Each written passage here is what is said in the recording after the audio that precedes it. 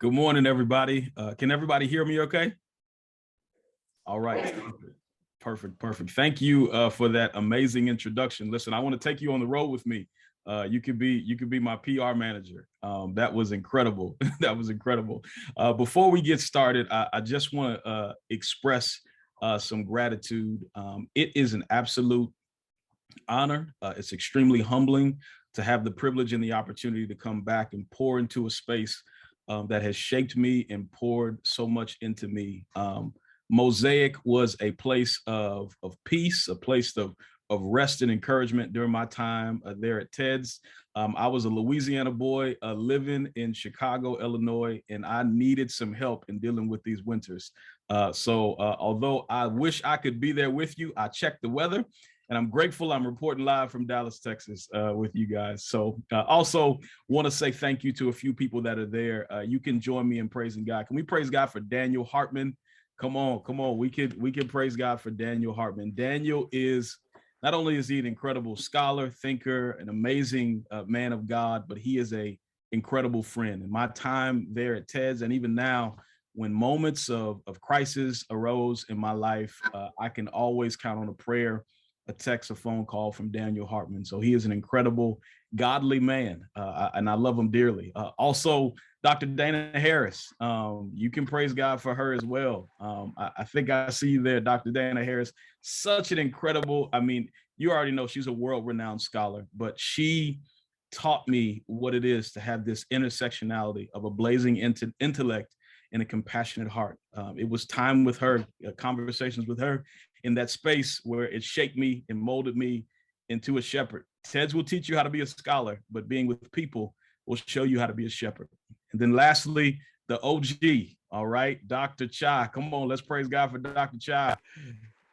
Yes. So grateful for Dr. Chai. I told Daniel not too long ago that once a week I quote Dr. Chai, once a week. And one of the quotes that I have from him is, God never wastes a crisis. He uses everything for his glory to develop us. So just wanted to give a huge shout out. Y'all didn't come to hear shout outs, but I just had to say thank you and give honor to those who have helped me get to this space in my life. All right. Well, now let's move into, we've been talking through Here's Mosaic, this whole theme of diaspora, and I want to give a different lens, and I want to try to do it in 20 minutes, so y'all pray for me. And this is the lens of the Great Migration in the Black church experience. And I have titled this talk today, Hope and Hospitality from the Margins. Hope and hospitality from the margins. It's been said that you can live about 40 days without food, about 3 days without water, about 8 minutes without air, but you can't live 1 second without hope. Hope is this pillar of our faith. It's what the Hebrew writer would call an anchor for our soul. And it's one of the things that really infuses our vertical relationship with God. But at the same time, there is also something that expresses and demonstrates our horizontal relationship with God's people, and that is hospitality. This theme that literally means to be kind to the stranger. It's this idea of being gracious and generous to people, regardless of where they come from. If you encounter them, the Bible calls us as God's people to be people that are hospitable, right? And we see hope and hospitality typically in places where you've got more than enough. Typically in places where there is encouragement, stability. And when these two concepts come together, they create this beautiful peace. But the question we have on the table is, where do you find hope and hospitality when you're in a place, a situation, a circumstance that seems to be hopeless? Where do you find hospitality and encouragement when you have been pushed to the margins? And I will tell you that historically, there is a segment of the church, the big C, called the African American church, that has demonstrated both of those things. The kind of the theme of our time together today, the thesis statement is that the Black church in America is our clearest example of what it looks like to love God and to serve God's people while being pushed to the margins. It's the clearest example, and they demonstrated this through hope, the hope that we have in Jesus Christ, and through hospitality when no one else would take a chance on them, extend a helping hand to them. It was the institution of the Black church that was there to care and cover them in the midst of calculated persecution and intense animosity.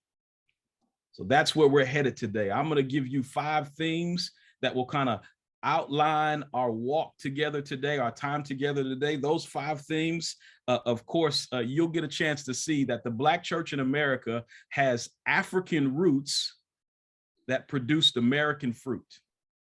African roots that produced American fruit. All right. And those 5 headings that show how this took place. The first one, I'm going to spend a little time here, and admittedly, the further down the column we go, I'll spend more and more time. First heading we have is early African Christianity. I have to put the Great Migration in context because the Black church experience existed before the Great Migration took place. So the first one is the early African Christianity. And then second is the African diaspora. The African diaspora. Third, if you're taking notes, is the invisible institution. It's this institution, the church that existed in the midst of the antebellum South during slavery. Fourth is the inception of the Black church. What the Black church meant, what it looked like, how it gave people hope and hospitality when it came up from slavery. And then lastly, I'll spend the bulk of our time talking about this silent pilgrimage called the Great Migration. Y'all with me? I can't hear y'all. Listen, I'm a preacher. I'm used to people talking back to me. I know this is a Zoom world. Give me a thumbs up. All right, good. Let's start with early African Christianity. Of course, beginning in Acts chapter 8, verses 25 through 40, we see this encounter, of course, with Philip and the Ethiopian eunuch, right? The eunuch didn't know what he was reading. Philip preached the gospel to the Ethiopian eunuch, who went back and, of course, brought the gospel back to Ethiopia. We also see church history tells us that John Mark, the writer of the book of Mark, is responsible for bringing the gospel to Northern Africa, Egypt. And then as we move forward, we see this time period where these 2 amazing Afro-Hellenistic cities in Africa, known as Carthage and Alexandria, where, as Thomas C. Oden would say, this is where Africa shaped the Christian mind.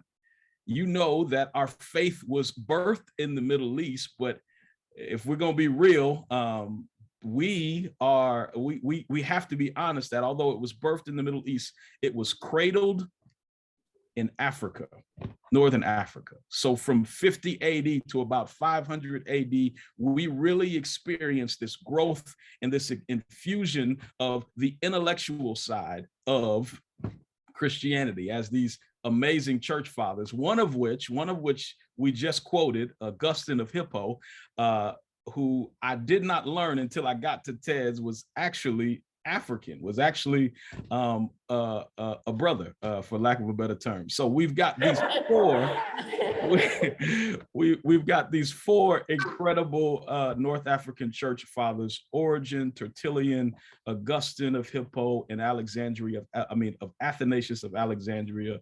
And this is some of the foundations. And the reason I have to start there, when you serve in communities that, particularly minority communities, you have to be very cognizant and real of history, because you get to a certain point in your walk with God and as you shepherd people where history becomes an apologetic. And when we do history wrong, not only do we lie about the events that took place to lead us where we are, because we have an inherited faith and not an invented faith, but there is some implications that result in us doing history wrong. And those implications are typically people walking away from the faith. So I wanted to spend some time there. And then we'll jump forward. We'll fast forward some centuries after this time period, as Islam and ancestral worship came into the continent of Africa. There is a time period next that I'd like to call the African diaspora. And I'll begin with the religious expression in Africa. The religious expression in Africa, there were three primary religious expressions there during this time period before the transatlantic slave trade. And those were Islam and ancestral worship, and contrary to popular belief, Christianity. Christianity was not a perk or a benefit of race-based chattel slavery in America, but long before the slave trade began, people in Africa were actually worshiping the true and living God. Most notably in West Africa, which where the bulk of slaves came from in Western Central Africa, was the kingdom of the Congo. Congolese in 1491, this region what made Christianity kind of their state religion. This monarch, Nzinga A. Nkuwo, he adopted Christianity, and many of the Catholic rites that were there, they made way for Christianity to come into this land. So people came here with those three expressions of faith long before they came here to the New World with those three expressions of faith. Now, as that's going on, there's something else that's taking place. Here in the Americas, we began to see, of course, colonization. We began to see the making of race during the colonial era here in the United States. As the first slaves touched down, enslaved Africans touched down right outside of Jamestown, Virginia in 1619, this Dutch trading ship noted that there were 20 and some odd Negroes that were on the ship, right? But during this time period, something egregious was happening within this nation, right? There was a rule that was in place in Europe. There were laws that were in place that Christians could not enslave other Christians. But money being the root of all evil, and that was kind of the greed had taken place within the heart of these individuals. I just have to cut it straight with you. What happened is the laws were changed in order to justify and to support the economic system that was there. And in 1667, long before the signing and the writing of the Declaration of Independence, there was a key slavery statute, the key slavery statute of the Virginia Assembly in 1667 stated that that baptism, although it would be a symbol of you being freed spiritually, it did not free you physically. So an adjustment was made to justify the enslavement of African people and the mistreatment, of course, also of indigenous people in America. And so we move forward to the first forced migration of African people to this country, and that is the Middle Passage. The Middle Passage is what scholars refer to took place between 1501 to about 1866.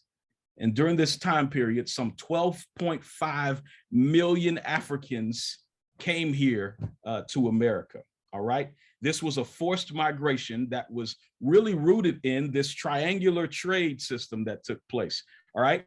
People from Europe, they would bring guns and war weapons to the western coast of Africa, and in exchange they would give that there to them. They would send the African kidnap and take Africans from their homeland with, of course, the cooperation of some of the warring tribes that were there in Africa, and they would send them to the Americas and the Caribbeans and North America in exchange for goods and services that would go back to Europe, and there would be this triangular trade that was taking place. But in the midst of all of that, there was a people, Africans, were brought to this new land. They were stripped of their dignity. They were stripped of their history.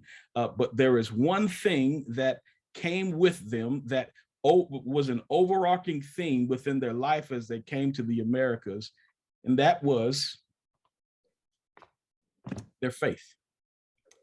So during this time period, there was something else that took place that was an era of great contradiction, and these were the great awakenings that were taking place in America. You've studied if you study Christian history, you know this was a time of the explosion of the gospel that was there, right? Many Methodist and Baptist preachers were preaching, and they were also preaching to enslaved people, and the faith, Christianity, began to explode among the enslaved people of that time period. And the reason I called it a great time of contradiction, because although faith exploded, the system of slavery began to blow up and become more and more treacherous and more vicious in this time period. But African people during that time period, they made Christianity their own, combined with the rhythms of the drums that they brought with them from Africa, combined with some of the field hollers as they were working, and they were exchanging time together, exchanging gifts with one another. They were spreading the good news with one another, and oftentimes it took place because all slaves were illiterate. So what the slave preacher on the plantation would do is he would sneak out and view the white only church service that would take place, unbeknownst to the masters, listen and hear the gospel message and bring it back to his slave quarters and share the gospel of Jesus Christ with those. If that doesn't warm your heart about the power of the gospel, I don't know what does. Which gets me to the third heading, which is this invisible institution. The invisible institution. This is what the historian Albert Roberteau would coin in his book, Slave Religion. It was called the invisible institution because this was church that existed among the slaves, even though worship was outlawed on the plantation. There were a number of ways. There were three primary ways that let me say that unattended worship was outlawed on the plantation. There were a number of ways, three primary ways that enslaved Africans worshiped God on the plantation. First was they would be relegated to certain segments within white-only churches where they could not move, where they can only stay there. That's one way they worship God. And then second, they would have worship services there on the plantation that were attended by the slave holders, by the masters during that time period. And what they would do is they would attend the services to make sure that the preacher preached the message of obedience and to help continue to promote this docility among the slaves. But then lastly, the most authentic place where we see many of those traditions in the Black church today, those roots, those African roots that have expanded into American fruit, is what we see now. This was known as the invisible institution. They would sneak away to what we call hush harbors. In the middle of the night, when no one else was around, after they had been working all day long, their commitment to God was so incredible, they needed to have an encounter with the God to infuse them with hope to carry on. And so what they would do is they would, the work songs would have dual meanings during the day. They would sing songs like "Steal Away to Jesus," which actually meant that we're gonna steal away tonight to go to this secret place to actually have a worship service. And then the slave preacher would sneak out in the night, and he would leave clues and signs to where the actual worship service was gonna take place. And there they worshiped God, and they experienced the hospitality in the only place that would affirm their dignity and would elevate their humanity, because that's what the church is supposed to do, right? If you don't feel dignity anyplace else, you ought to walk into the four walls of a church and your dignity ought to be affirmed. Your humanity ought to be restored in that space. And so that's what took place within the invisible institution. And from that space, I'm trying to move quickly. We've got time. Are we good? Y'all still with me? From that space, after the invisible institution, there was this time period that historians, Black church historians, call the Day of Jubilee. This was the Emancipation Proclamation. This was, and not only the Emancipation Proclamation, but the conclusion of the Civil War. This was a time period that Africans had prayed for, enslaved Africans had prayed for in this country. And when that day came, the story, the great Black church tradition that we now celebrate every December 31st, the last day of the year, that we call Watch Night service, literally during this time period, enslaved Africans, these people during the time, they sat back at a church service and they waited until the clock struck midnight to celebrate the Day of Jubilee. And then we have the inception of the Black church. And in this time period, the Black church population grew immensely. It grew immensely. There was a 12-year period after the Civil War known as Reconstruction. And Reconstruction, during this time period, we saw, it was only 12 years, but we saw the Black church really make it Christianity their own without having to deal with being relegated to the parameters of the plantation in their Christian walk. All right. So let me move forward. I know I've got a little bit of time left. Let me move forward. But let me say this: Black churches would now, after slavery, Black churches would now be transformed into community institutions that provided spiritual sustenance, mutual aid, educational facilities, and a venue for political dialogue.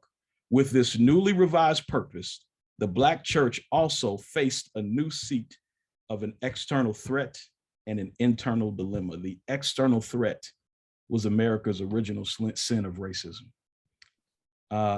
Although Reconstruction sounded like a good idea, quite frankly, white Americans in the South just didn't like it. And so as a result, persecution spread throughout for people of color within the South. All right.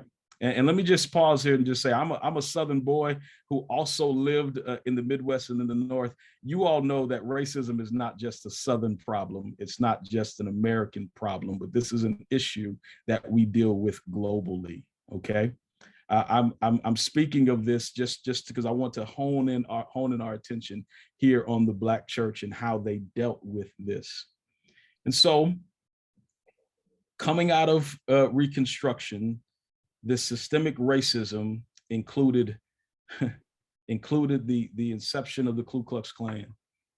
It included lynchings and burnings, lynch mobs. It included the invention and now the full-fledged force of what Isabel Wilkerson would call an American caste system in this country. And so as a result of this, the church had to step up and help these people, help this people that had been relegated and pushed to the margins of society. They had an external enemy called racism, but they also had an internal dilemma with this. Now that they have this newfound partial freedom, they have ways to express themselves in the worship space that was different. And there were two types of worship styles that took place during that time period. It was folk religion, which was more traditional to the more rooted in the experience in the invisible institution. And then there were many Black Christians who wanted to really replicate what they had saw with majority culture and the way that they did high church during that time period. But a beautiful amalgamation would take place during that time period. They would come together and we would see many of the things that we experience now in the Black church today. This high honor culture, this passionate worship, this call and response preaching that took place, this idea of your your role in the church actually meant something. Because during the South, during this time period, Jim Crow laws were in force, and Black people were forced to be cooks, domestics, nannies, drivers, and they were not allowed to vote. In many cases, they were placed in this vicious system called sharecropping. And the one place that they found what I like to call a strange dignity was the church. Because on Sunday mornings, they would exchange their aprons for choir robes. They would take off their overalls and put on suits. And they were no longer boy and gal, but they were Deacon Johnson and Reverend Jackson, and they were sister and deaconess. And now this community is taking place, and they experience hospitality. And for hours in this church, hope was infused within them to carry on. That is the inception of the Black church. Now let's move into the Great Migration and the time that we have left. Although things had changed within the South after slavery, many things were the same. Racism, of course, reared its ugly head, and Black people, were really experiencing many of the same things with just a new heading. All right. So this is what took place. They did what any other group who is trying to find peace, trying to find respite, they left. And the Great Migration is this mass exodus. It's the greatest untold story in American history. It was vast, it was leaderless, but it was absolutely necessary. It took place over the course of 6 decades, one section from 1910 to 1940. And then the second time period from 1940 to 1970. All right. This was a 60-year time span that would prove to be the turning point in American history. The mass exodus from the American South would transform many of the urban cities that we know today up north. People would move from so my personal experience is my family being from from South Louisiana. Many of them would go west to California. And another primary trade route, many of the people primary route for these who left during the Great Migration, many people would come from Mississippi, from Alabama, and they would take the train route up to Chicago, Detroit, many of these Midwest cities. And then another route, many of the southeastern states would head up to Philadelphia, to New York, to Pittsburgh, to Newark, New Jersey. These are places, these are the routes that folks would take during the Great Migration. And there were, that in history, there's a push and there's a pull that leads to an exodus, or people relocating, all right? The push, of course, was racism. The push, of course, was fearing for your life. The push, of course, was you sitting in the wrong seat or accidentally staring too long at the wrong person could actually cost you your life. So the push was these extreme forms of racism, but the pull was the labor crisis that took place after World War I. You see, after World War I, around 1914, immigration from Europe had vastly declined. And so much so, it was about 90% less of immigrants during that time period. It went from about 1.2 million in 1914 to about 110,000 in 1918. And so the North needed labor to help to create weapons and all this machinery to help during the war. And so they didn't only need labor, but they needed inexpensive labor. So they looked toward the South, and men and women disguised as insurance agents and doctors would go down to the South and recruit people to come back up north and work. And this was the pull that drew people, African-American people, up to the North, right? it was this pool of labor. So really, the statistics say that a man in the South that was caught in the sharecropping system making 75 cents a week would go up north and work in a factory, and his salary would increase to $5 a week.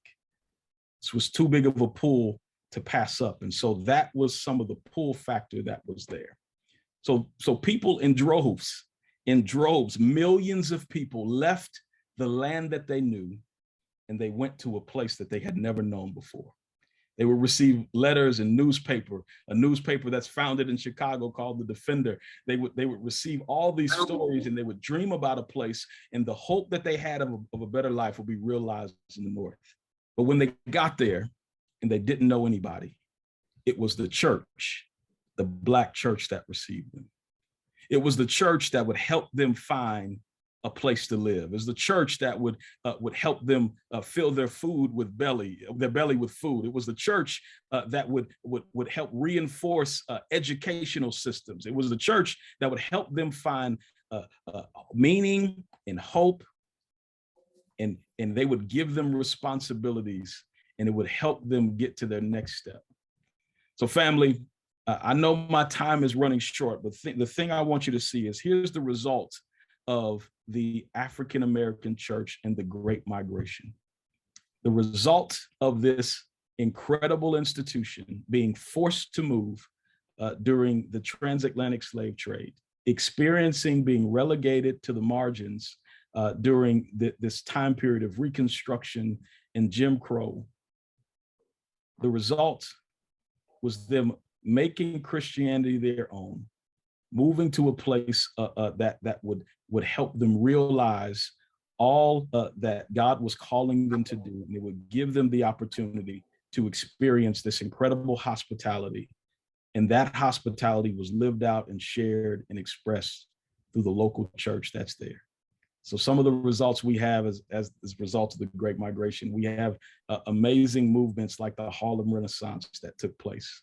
We have the birth of gospel music from a jazz musician from Georgia named Thomas Dorsey, who when he was dealing with the death of his wife and his son, didn't turn to drugs or alcohol, but he turned to the piano and he wrote a song called Precious Lord, Take My Hand, Lead Me On and Let Me Stand. It was this system that forced them to the margins, that was only met with the hope that we see in Jesus Christ and the hospitality that we experience.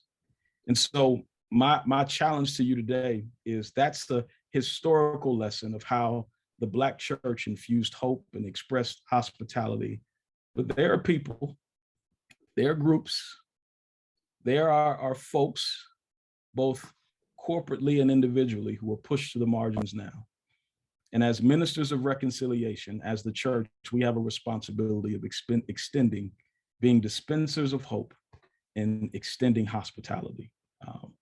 That's all I have. I know you guys have some discussion questions. Thank you so much for taking the time to listen. I'm extremely grateful, and I tried to fit it all in 20 minutes. God bless you.